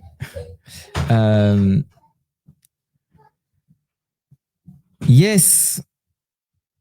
Waouh. Merci. Il y a énormément de partage et énormément de valeur. Merci. Ouais. Et pour cette peur, si, puisque je vous ai dit, c'est une peur que j'ai eue. Si je ne peux plus perdre, si j'ai rien à perdre. Et si tu avais tout à gagner? Et si justement tu avais tellement que même si on te prenait, il restait encore énormément? Et si tu étais fait ou faite, je ne sais pas qui c'est, pour être dans l'abondance? Et l'abondance, il n'y a pas de limite. Ouais, la peur d'être avide, la peur d'être vénal. Encore une fois, si c'est pas quelque chose que vous avez en vous aujourd'hui, pourquoi est-ce que ça viendrait tout d'un coup se manifester chez vous? Dites-vous, observez-vous réellement, observez-vous et observez vos travers. Dites-vous juste que le jour où vous aurez 10 fois plus d'argent, vous ferez quasiment ces choses 10 fois plus. Point. Si aujourd'hui vous aimez de temps en temps payer le resto à des amis, les inviter, faire des cadeaux, sortir, profiter, vous allez faire ça fois 10. Vraiment. Et on le voit chez nos clients aussi. Sidonie qui dit peur d'exister, peur de prendre la place de quelqu'un. Ah ouais. Ouais, tromper de voix, perdre du temps. Ouais, devoir gérer des papiers. Ah oui, t'es phobique des papiers. Tu vois, ça, Sidonie, c'est quelque chose qui arrive beaucoup chez des entrepreneurs qu'on accompagne à un certain niveau. Bah, justement, on les accompagne dans pas juste cette réflexion, mais dans ce passage à l'action. Typiquement, dans notre mastermind, tout le monde a un assistant ou une assistante. Et quand ils arrivent dans le mastermind, c'est l'une des premières choses que je leur fais faire, la liste de tout ce qu'ils font, voir tout ce qui n'est pas dans leur zone de génie, ce qui est dans leur zone d'incompétence, et de prendre un assistant ou une assistante et de le déléguer. Pourquoi est-ce qu'on fait ça? Parce qu'on sait très bien que chez des entrepreneurs visionnaires, des entrepreneurs créatifs, toute cette notion de structure, de paperasse, c'est presque une angoisse. Mais dis-toi que en fait, le niveau de réussite que tu pourras avoir pourra non seulement te permettre de te délester de ça, parce que oui, tu auras plus de paperasse, mais ça pourra même t'alléger, même dans ta vie perso. Parce que si tu prends un assistant ou une assistante personnelle, cette personne-là pourra gérer ta paperasse perso, pourra gérer des choses qu'aujourd'hui, sur lesquelles peut-être tu procrastines ou sur lesquelles tu n'es pas carré. Donc tout ça, c'est encore à mettre en perspective en se disant, voilà, j'ai la possibilité de mettre en place des choses parce que je réussis, au lieu de se dire la réussite est une entrave et va me rajouter ce poids. Yes, Nina qui dit comme je suis déjà extraordinaire, je serai juste extraordinaire et riche. Bah ouais, exactement, exactement. Il y a aussi la peur de faire n'importe quoi. Ouais. Ah oui, alors ça c'est pareil, big. Ce souci de loyauté familiale, de ne pas être fidèle à moi-même, de ne pas arriver à créer mes multi-projets alors que je sais que c'est une question de planification dans le temps. Ouais, la question de la loyauté familiale, c'est quelque chose qui peut être très, très, très lourd et très puissant. Là, encore une fois, je dirais juste, je le dis comme ça, vous le prenez comme vous voulez, mais vous n'avez aucun contrat à faire avec qui que ce soit même la famille. Pour moi, la loyauté, c'est une très grande valeur qui est très, très importante. Je suis quelqu'un d'extrêmement loyal, mais je suis aussi, pour moi, ce qui est important, c'est d'être loyal vis-à-vis de moi, vis-à-vis de mes valeurs. Et quand je dis ça, ça veut dire quoi? Ça veut dire que la loyauté, elle est bien quand elle est bien placée. C'est-à-dire par rapport à des valeurs hautes. Vous pouvez être loyal par rapport, par exemple, à un esprit de famille et une valeur haute dans la famille. Si vous dites, OK, nous, dans la famille, on a une valeur, c'est la connexion. tous les ans, quoi qu'il arrive, quel que soit là où on est dans le monde, on se rassemble dans l'année et voilà, vous avez cette valeur-là. Ça, c'est bien d'avoir la loyauté par rapport à ça, parce qu'en fait, c'est quelque chose que vous allez faire perdurer et ça va presque devenir une empreinte familiale. Par contre, si dans votre famille, le gros problème de la loyauté qui n'est pas, je dirais, qui n'est pas, alors je vais dire segmenté, mais c'est pas vraiment le mot, c'est qui n'est pas consciente et d'une loyauté juste globale à la famille, c'est que, en fait, vous n'êtes pas obligé d'être loyal vis-à-vis de tout dans votre famille. Imaginez, je vous dis vraiment imaginez si vous avez un père violent et que par loyauté inconsciente, vous reproduisiez de la violence. Ben, c'est pas quelque chose pour moi qui est vertueux. Imaginez si dans votre famille, il y a un esprit de pauvreté en disant toujours, en critiquant les gens qui ont de l'argent et qu'inconsciemment vous véhiculiez de nouveau ces croyances-là pour vous et pour vos enfants. Bah pour moi, c'est pas une loyauté, il y a pas de vertu à être loyal vis-à-vis de ça. Donc, identifiez quelles sont les valeurs hautes de votre famille, soyez loyaux et loyal par rapport à ces valeurs hautes, mais pas par rapport à leurs croyances limitantes, pas par rapport à leurs peurs, pas par rapport à leurs traumas. On n'a pas de loyauté à avoir vis-à-vis de ça. On n'a pas de contrat à signer avec notre famille vis-à-vis de ça. Et encore plus quand on pense en termes d'énergétique, ce qu'on peut dire parfois, il y a des contrats d'âme de dire à une personne, mais je te serai reconnaissant pour toute ma vie. Ne dites jamais des choses comme ça. Ne dites jamais des choses comme ça. Il y a plein d'histoires à vous raconter là-dessus. Bref. Oui, alors Nina, tu dis, ok, toi, tu as un lien, c'est que puissance égale destruction. Voilà, encore une fois, quelle est l'histoire que tu te racontes par rapport à ça? Ah oui, d'accord. Ah, Lucie, tu disais greedy égale vénal. Yes. Bon courage pour ton lever à 5h45. Ok, maintenant, comment est-ce qu'on va faire pour, je dirais, réussir à sortir de ces schémas? Plusieurs possibilités. La première chose, c'est que vos peurs sont souvent liées, ça va être souvent une question, encore une fois, de perspective. Première chose, c'est la perspective. Quelle perspective vous avez? Ça nécessite parfois de changer de regard et comme dirait une cliente, Maya, une ancienne cliente, Maya, de changer de lunettes. Donc, quelles lunettes vous pouvez mettre par rapport à cette peur? En disant, OK, déjà, la première chose, que me montre cette peur? Tiens, cette peur me montre qu'ici, il y a une faille, qu'il y a quelque chose à travailler. Tiens, cette peur me montre que j'ai une appréhension de la réussite qui n'est aujourd'hui pas saine pour moi. Et d'observer ce que dit cette peur.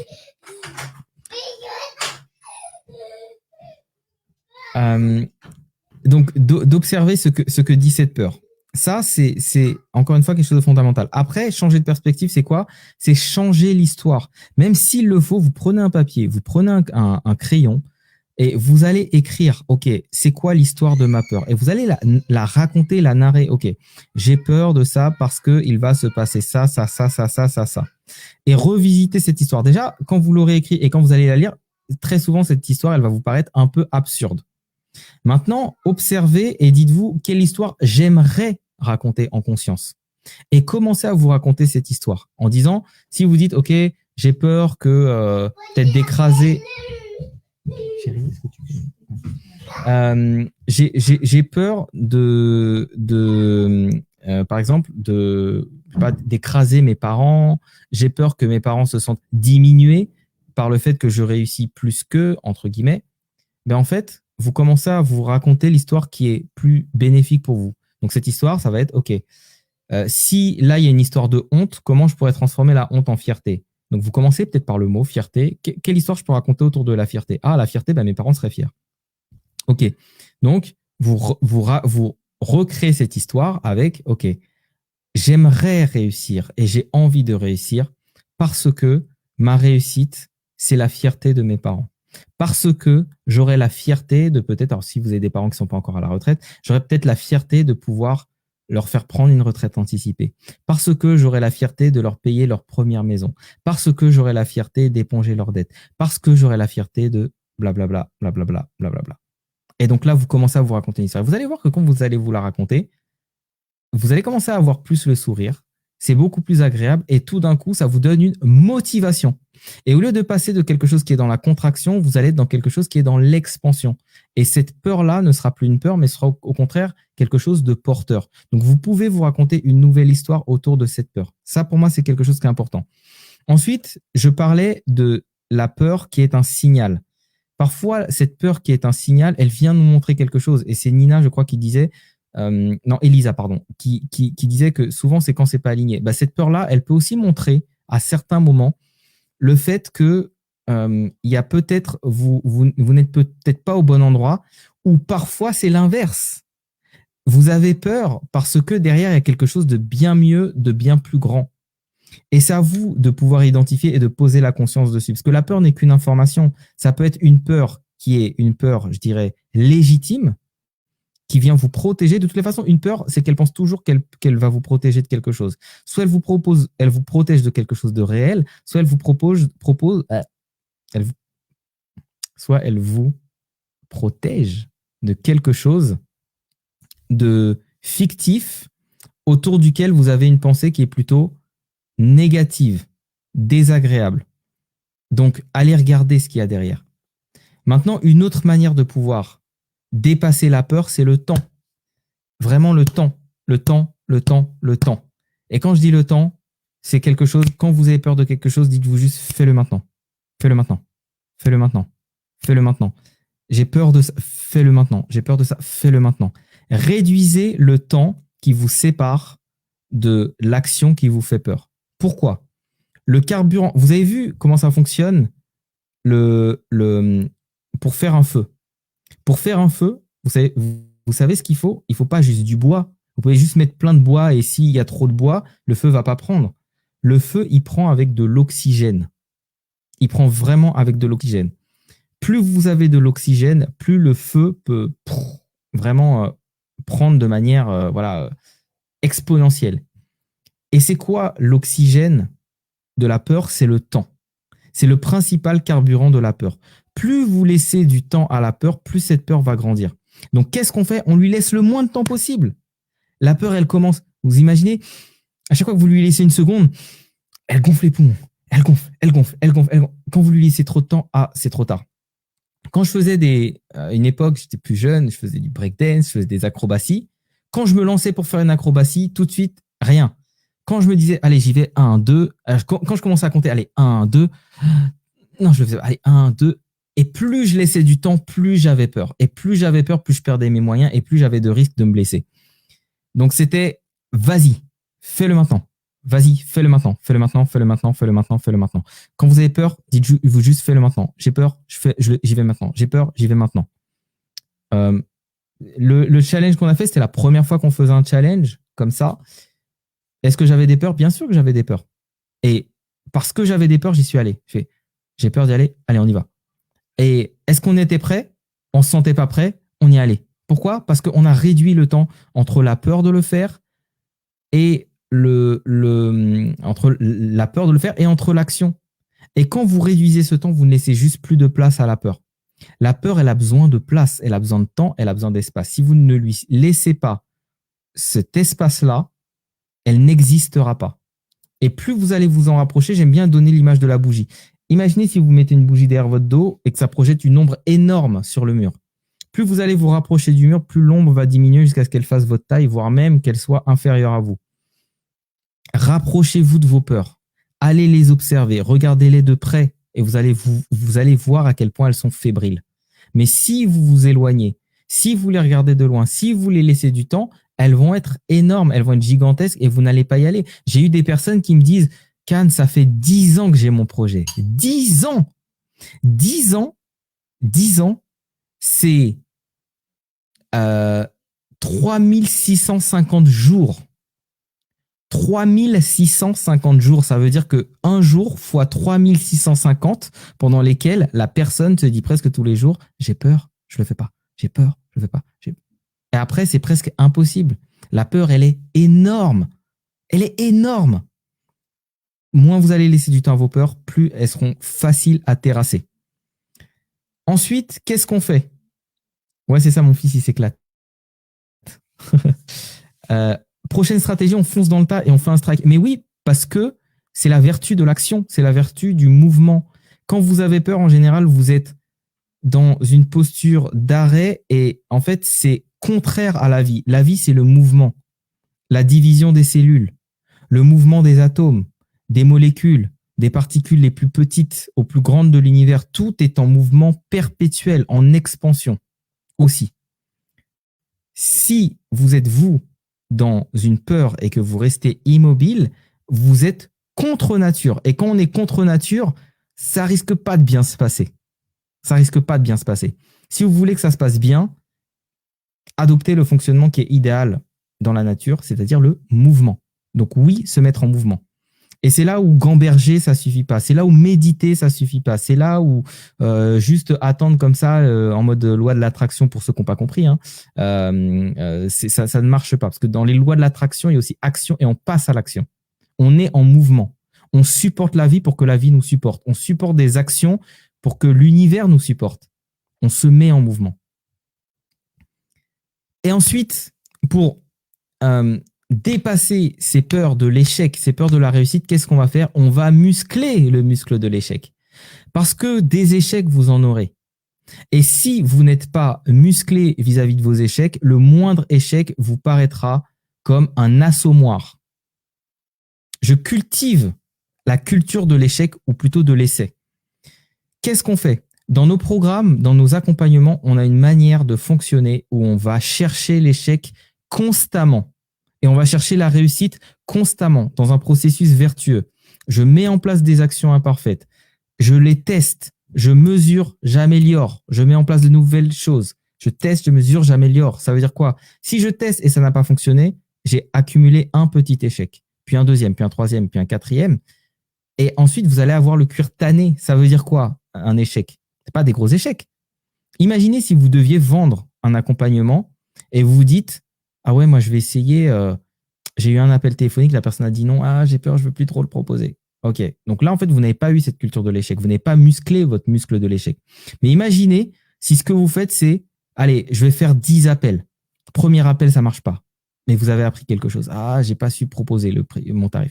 Deuxième, ah, je l'ai fait, j'ai proposé mon prix, mais ma voix était tremblante. Troisième, ah, j'ai proposé mon prix, j'avais de l'aplomb, mais par contre, j'ai pas su répondre aux objections. Quatrième, ah, j'ai répondu aux objections, je me sentais quand même beaucoup mieux, mais je sentais que j'avais une énergie basse. Cinquième, j'étais en énergie haute, j'ai fait tout ce qu'il faut et j'ai vendu. Génial, tu as accumulé 5 échecs pour avoir une réussite. La fois d'après, ce sera plus facile d'avoir une réussite. Donc oui, on cultive les échecs. Oui, on cultive la réussite. Si vous ne voulez cultiver que de la réussite, vous vous privez du fait d'en avoir. Parce que pour avoir de la réussite, il faut avoir des petits échecs. Et il faut cultiver vraiment cette culture d'avoir plein d'échecs dans un temps le plus limité possible. Imaginez juste une personne qui a une idée de génie et qui se dit « je travaille sur tout mon projet et au bout d'un an, je le montre ». Et que quand elle le sort, c'est le chant des criquets. C'est l'échec absolu. Déjà, cette personne-là ne croira pas que c'est possible d'échouer parce qu'elle a tellement idéalisé son projet, elle a tellement nourri l'idée que ce serait une réussite que quand elle y va, elle va être de mauvaise foi. Elle va dire non, j'ai pas pu me tromper pendant aussi longtemps. Elle va continuer peut-être une deuxième année, etc. jusqu'à ce qu'elle n'ait plus les moyens de soutenir son projet. La personne qui a cultivé de micros échecs, qu'est-ce qu'elle a fait? C'est pas parfait, mais je le sors le premier mois. Ah, tiens, ça n'a pas marché, je vais essayer un nouveau truc le deuxième mois. Tiens, ah là, ça marche un tout petit peu, j'essaye autre chose. Troisième mois, ah, c'est beaucoup mieux. J'amplifie ce qui marche, je diminue ce qui fonctionne pas. Et peut-être qu'au bout de 6 mois, elle a son projet qui cartonne, mais qui cartonne et qui cartonne. Parce qu'elle a cultivé peut-être 6, 8, 10 échecs en 6 mois. Et elle a aussi cultivé plein de petites réussites. Ça veut dire quoi? Testez des choses. Posez-vous toujours la question en fin de journée, en fin de semaine. Qu'est-ce que j'ai essayé qui a fonctionné? Qu'est-ce que j'ai fait qui n'a pas fonctionné? Qu'est-ce que je peux améliorer? Qu'est-ce que je garde? Si vous vous posez ces questions-là, je vous garantis que c'est quasiment impossible que vous n'alliez pas vers le succès. Parce que le succès, c'est quoi? C'est faire une chose qui marche. Et pour faire des choses qui marchent, comme disait Thomas Edison, qui a dit, j'ai pas trouvé comment faire une ampoule qui fonctionne, j'ai trouvé 1000 manières qui ne fonctionnaient pas. Et c'est par le biais de cet échec régulier qu'il a pu accéder à la réussite. Si vous avez une aversion à l'échec, mais pour moi l'échec c'est que quand on a abandonné, ou en tout cas aux essais qui n'ont pas fonctionné, en fait, encore une fois, vous vous privez de la réussite. Donc pour moi, ça c'est une des très très très grandes clés qui est une de nos philosophies dans nos accompagnements, c'est de cultiver les micro-échecs à différents niveaux. Dans votre marketing, dans votre communication, dans votre offre, dans votre positionnement, etc. Et c'est par ce biais-là que vous allez avoir la réussite. Le nom de ce groupe-là, avant qu'on puisse attirer les bonnes personnes, il a changé plusieurs fois. J'ai testé un truc, testé une autre. Nos offres, elles ont évolué, etc. Tous les mois, à chaque fois qu'on a une nouvelle cohorte, à chaque fois qu'on a un nouveau groupe de coachés, notre programme évolue. Et quand notre programme évolue, il est mieux que la fois d'avant. Ça veut dire quoi? C'est-à-dire qu'on enlève ce qui fonctionnait moins bien, on rajoute des choses pour que ça fonctionne mieux, on ne fait que ça. Et après, ça apporte plus de résultats à nos clients. Yes. Prochaine stratégie, ouais, c'est ça. Cécile qui dit 10 ans à ranger son bureau. Ouais, c'est ça. Ah ouais, Olivier qui dit on avait une extra qui augmentait son tarif de 200 € à chaque appel pour justement repousser sa peur. Tout à fait. Tout à fait. Ouais, c'est ça, Nina. Le chant des criquets et aussi la boule de paille au niveau dans le désert, au milieu du désert. C'est exactement ça. Elisa, est-ce que le live sera en replay? Tous les lives sont toujours en replay, toujours accessibles. Il y a plein de lives avec plein de valeurs. Tu n'as plus qu'à taper dans le groupe Facebook. Tu tapes live et tu tapes une thématique qui t'intéresse, l'argent, le truc, le machin. On a fait plein de lives. Et quand on en a marre d'une activité, comment on sait si c'est une fuite ou une peur de l'échec ou pas? Celle-là, je l'adore. Merci Sidonie, merci de cette opportunité d'en parler. Parce que j'en ai parlé aussi pas plus tard qu'il y a 8 heures peut-être. Quand on a marre, qu'est-ce que ça veut dire avoir marre? Quand on est dans une identité, et je dirais une identité de créateur, souvent dans une identité de créateur, qu'est-ce qui se passe? En tant que créateur, j'ai cette croyance qu'il faut que je crée toujours quelque chose de nouveau, sinon je m'ennuie. Ce qui est vrai dans l'absolu. Mais en général, qu'est-ce que je fais? J'ai ce sentiment que l'innovation doit toujours passer par une remise à zéro. Et ça donne quoi? Ça donne des personnes qui ont créé énormément de choses dans leur vie, des choses qui ont énormément de valeur, mais qui ont toujours tout effacé après. Ça veut dire que je recommence quelque chose de nouveau et je ne travaille pas sur mes actifs.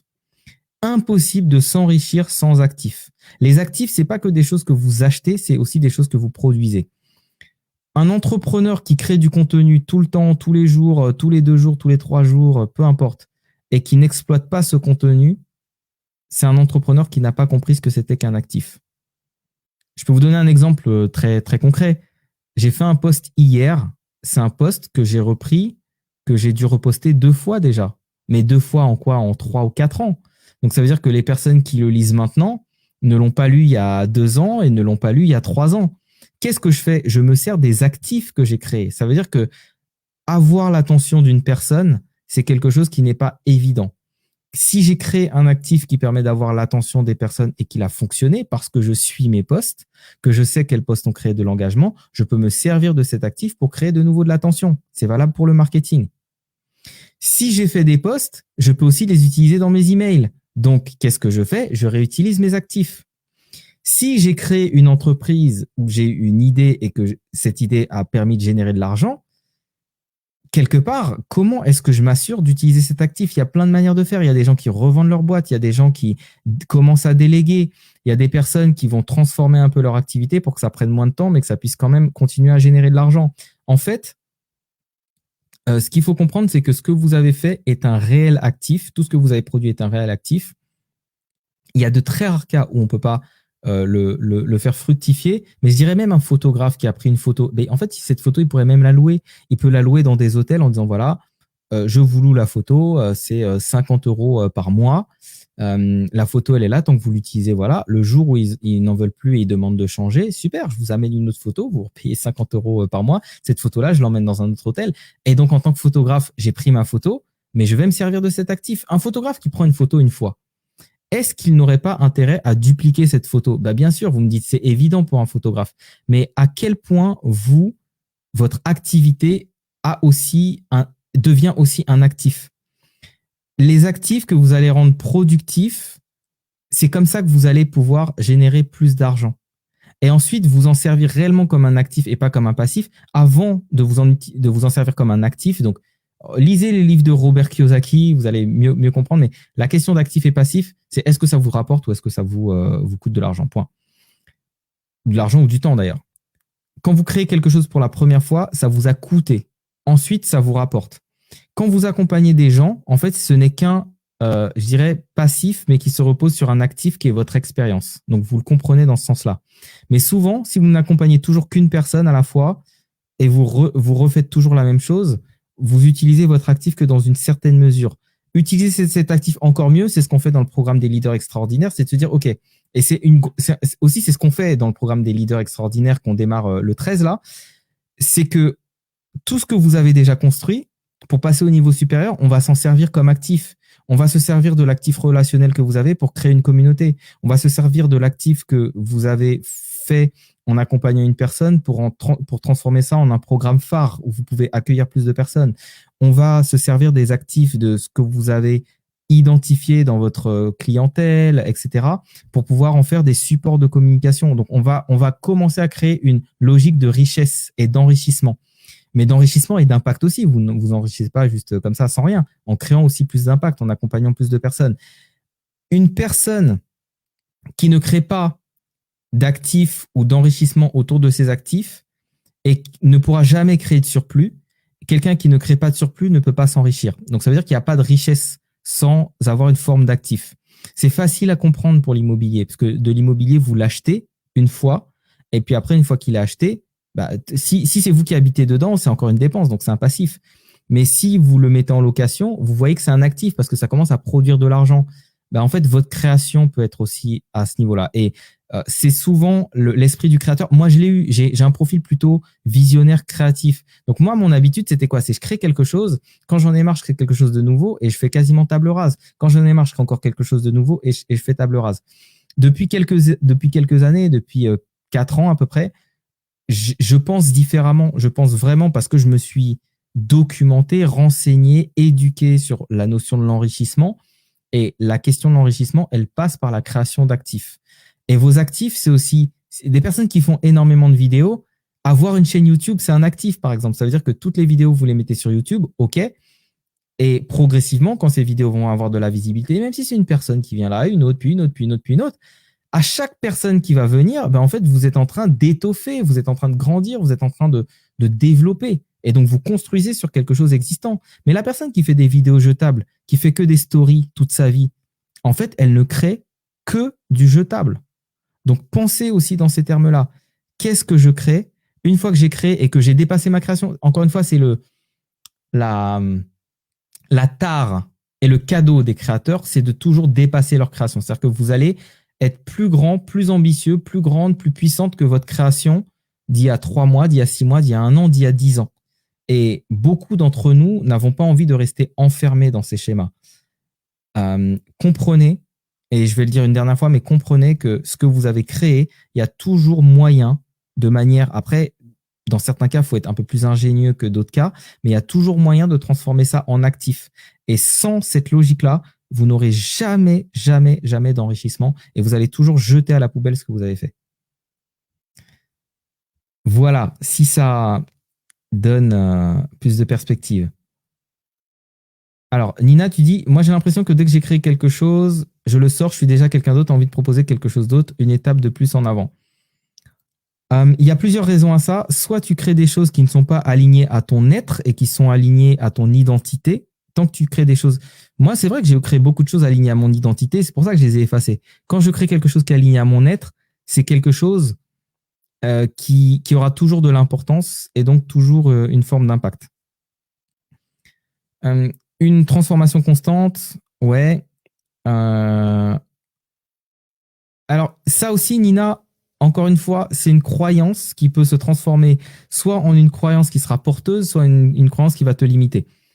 Cette croyance-là, la croyance que tu dépasses systématiquement ce que tu as créé, elle n'est pas forcément vraie. C'est toi qui l'as rendue vraie parce que c'est l'histoire que tu as envie de te raconter. Et c'est une belle histoire, c'est bien. Moi aussi, je me sens toujours en croissance, toujours en évolution. Mais par contre, il y a des choses qui sont quand même des actifs. Les relations que tu crées, par exemple. J'imagine qu'à chaque fois que tu évolues, tu changes pas de cercle de personnes ou tu te dis pas, bon, bah, ces personnes-là, c'est bon, je passe à autre chose. Quand tu crées une communauté, il y a des actifs qu'on peut créer. Moi, je dis toujours les personnes qui vont durer, quel que soit ce qui passe, les pandémies, les crises, tout ça, ce sont des personnes qui ont un branding fort, donc une présence, une identité, un magnétisme et les personnes qui ont créé une communauté. Ces personnes-là, quoi qu'il arrive, parce qu'en période de pandémie, enfin pandémie non, peu importe, mais en période de crise, ce qui se passe, c'est que les gens iront au moins cher ou aux personnes qui sont les plus importantes pour elles. Si vous avez créé cet actif relationnel qui est le fait de créer une communauté, d'apporter de la valeur à une communauté et qui est aussi lié à votre branding, à votre présence, vous avez un actif qui est durable. Donc, quand tu me dis, Nina, que bah, tu dépasses toujours et que voilà, ouais, mais ça veut dire peut-être que tu n'as pas mis l'énergie aux bons endroits parce qu'il y a des choses qui seront quand même pérennes. Ce qui est périn, par exemple, c'est oui, la communauté, en fait. Développer une communauté, même si demain, moi, je sais qu'on peut proposer des choses différentes. À partir du moment où on a créé une communauté, on peut toujours servir notre communauté avec des choses très différentes. J'ai un programme en tête qui est un programme qui changera radicalement de ce qu'on est en train de faire. Enfin, radicalement, pas radicalement, mais en tout cas, qui ira sur un autre axe. Je suis certain que le jour où on le propose à notre audience, on va avoir énormément de personnes qui vont vouloir y aller. Et pourtant, c'est une offre qui est plus alignée à qui on devient que qui on a été. Donc, il y a moyen quand même de développer un actif et une communauté peut être un actif. Nina, la beauté naît de la structuration du chaos toujours mouvant, sinon ce n'est qu'un amas bouillonnant et informe. Yes. Syndrome du phénix, c'est le titre du livre que j'écris. Ah, ouais. Carrément. Olivier qui dit, un actif génère du cash flow immédiat et à l'infini tant qu'il reste en votre possession. Exactement. Pensez vos efforts comme des actifs. Ouais. Le phénix ne se consume pas en 24 heures, seulement lorsqu'il doit évoluer. Ouais. Nina qui dit toujours de l'importance, pas envie de mettre à la poubelle, juste envie de créer plein d'autres choses en même temps. Créer plein d'autres choses en même temps, c'est souvent une stratégie de fuite. Créer toujours plus pour réussir toujours moins. Je taquine un peu, Nina, mais il y a souvent de la vérité derrière et on l'observe. Ouais. Alors moi, je ne sais pas comment vendre photos, peinture, stage, atelier, comment savoir quand les créations sont des créations de l'identité ou de l'être. C'est une question profonde, ça. Alors, si tu ne sais pas comment vendre, honnêtement, on a fait plein de lives sur justement apprendre à vendre. N'hésite pas à aller les voir. Quand savoir quand les créations sont des créations de l'identité ou des créations de l'être? Là, c'est une question d'alignement et c'est une question de vibration.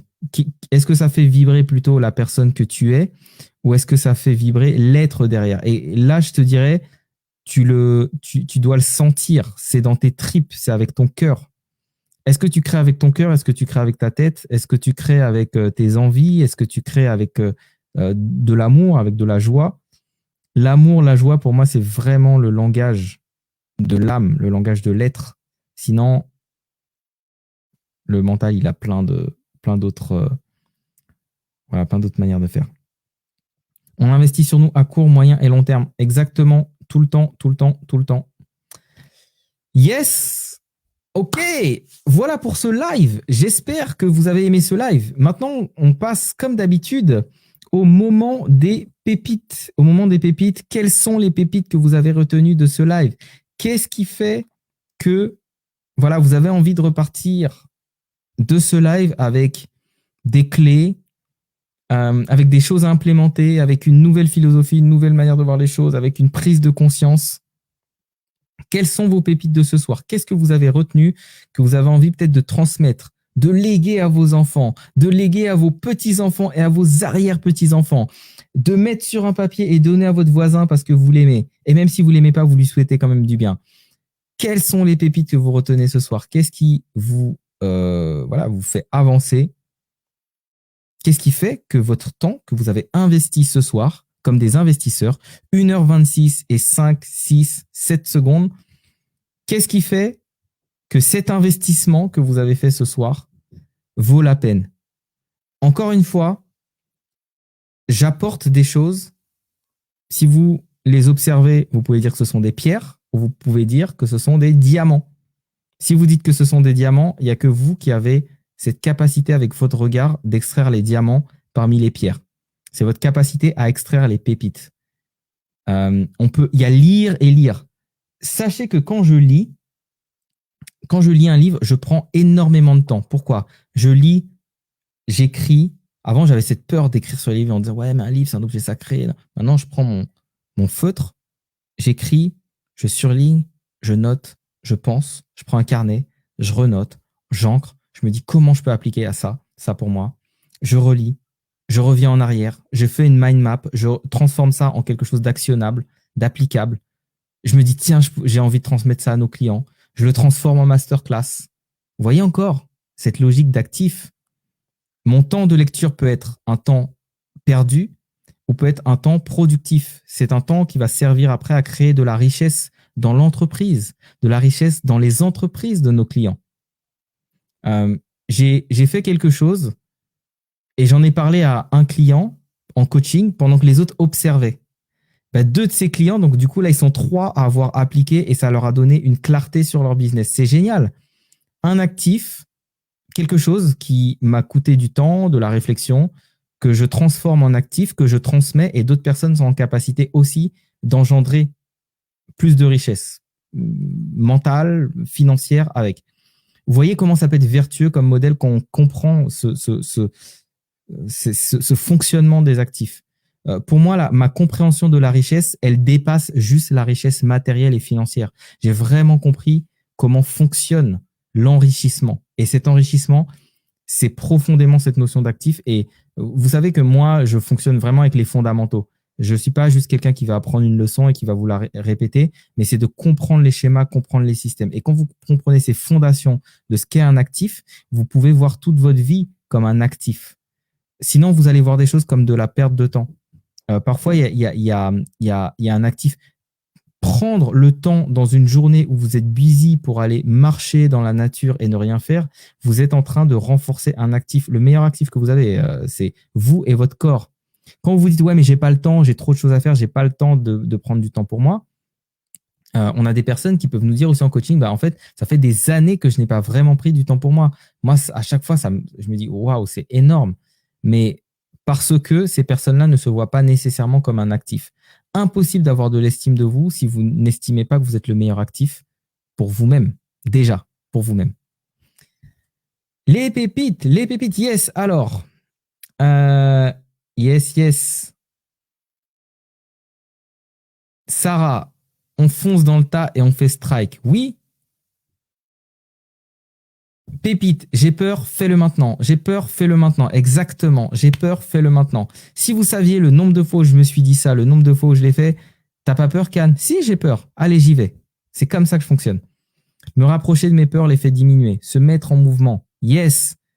Dany, c'est la pépitomane. Pépitomane. Dany récupère toutes les pépites. Je suis sûr que tu as un recueil de pépites, Dany. C'est obligé. Tu arrives trop à récupérer toutes les pépites du live. Et peut-être que tu pourras sortir le recueil des pépites des extraordinaires. Se mettre en mouvement, mettre en place des actions imparfaites. Pour avoir de la réussite, il faut avoir des échecs. Il y a toujours moyen de transformer ce qu'on crée en actif. Exactement, Dany. Exactement. J'aimerais un challenge pour dépasser mes peurs. T'en aurais pas un Can? Ouais, pour l'instant, on prend un peu d'énergie. On avait déjà beaucoup de challenges.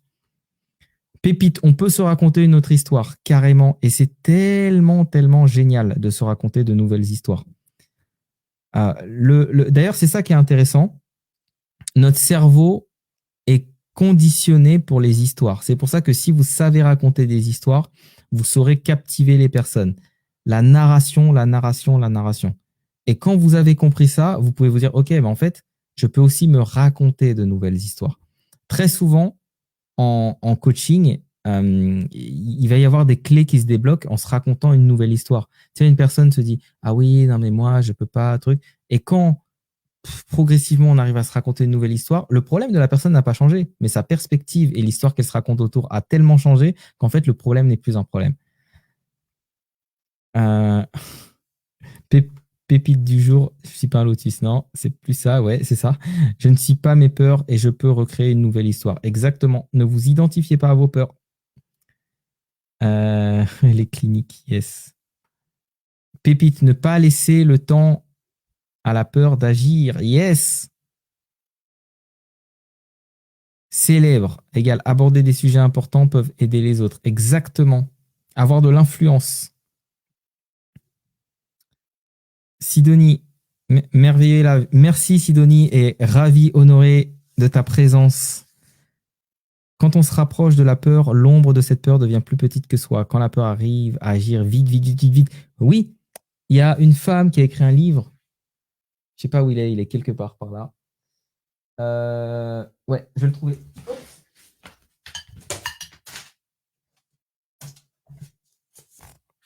5-second rule. Alors désolé, je ne lis quasiment exclusivement qu'en anglais. Donc je n'ai que les livres en anglais. Vous pouvez le trouver en français, c'est Mel Robbins. Je sais pas c'est quoi son nom en français, mais en tout cas, il y a forcément l'idée des 5 secondes. 5-second rules.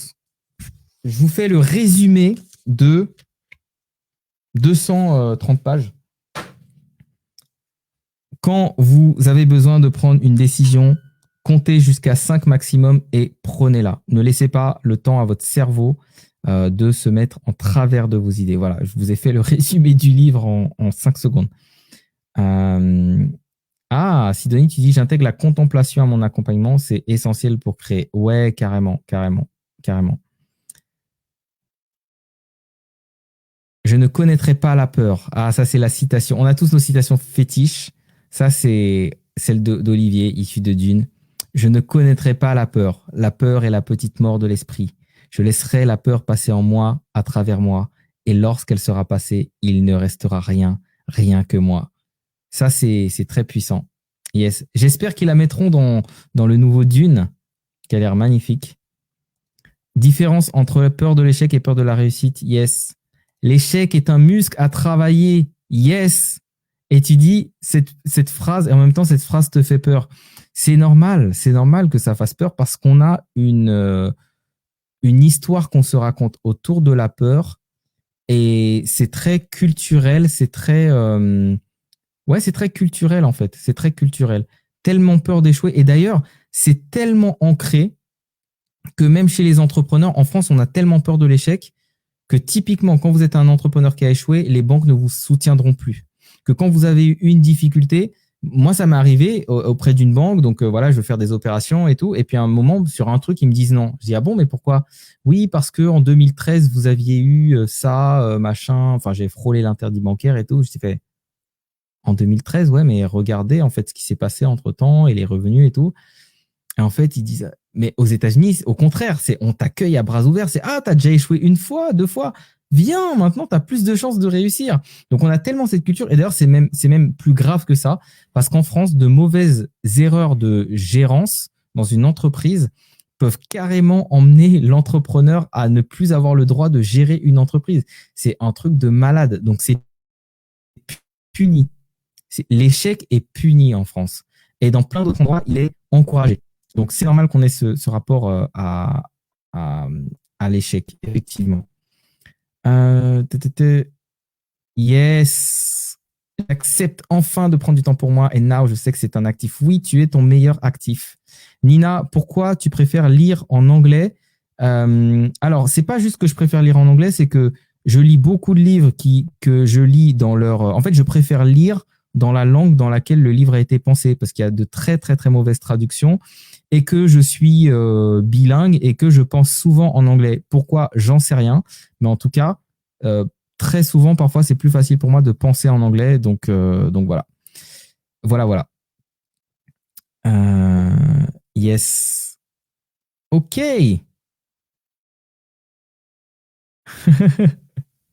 Lucie, la peur frappe à ma porte, j'ai ouvert, il n'y avait personne. Yes. Exactement. Comme ils disent en anglais, knock, knock, knock, who's there? Super. Merci, merci. Ravi de vous retrouver après cette semaine de challenge. N'oubliez pas que vous êtes extraordinaire. Yes. Pour les personnes, on a des personnes, voilà, une cohorte qui est partie là. Il y a des personnes qui viennent pour la cohorte d'après. Si vous souhaitez venir pour la cohorte d'après, pour les experts, n'oubliez surtout pas, revenez vers moi rapidement parce qu'on a de la demande et qu'on prend à chaque fois des petits groupes. Voilà. Bonne soirée à tout le monde. Oui, ça commence à l'école, la punition de l'échec. Exactement. Ça va changer. Ça va changer. Merci à tout le monde. Et surtout, n'oubliez pas que vous êtes extraordinaire. À très vite.